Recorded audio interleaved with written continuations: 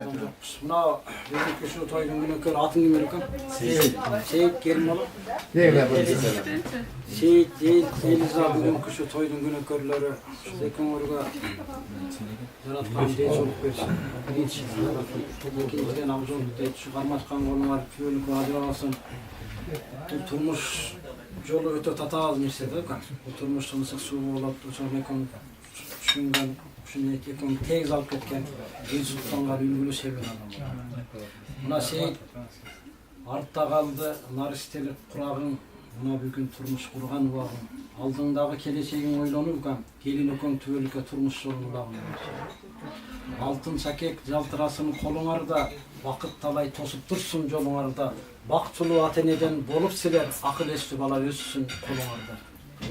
Artışıp ak suyudan baş koştuңar, asıl oy tilekti bir toptoştuңar. Ököңөр kök asmandın görkün açkan, asmandağı ak bulutqa okşoştuңar. Gülgör olup göңülüň gülgö tolsun, kabul al agаңdın kutluktosun. Ömrüdün gülдөp turgan mezgilinde bugünkü üyleni toyuңar tübölükке kutlu bolsun.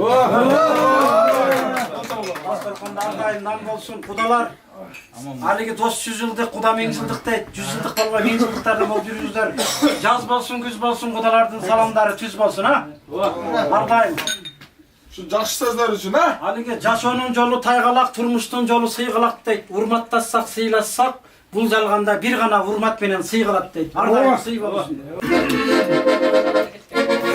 Şu Seyit menen Eliza baktılı olsun ha, şular için.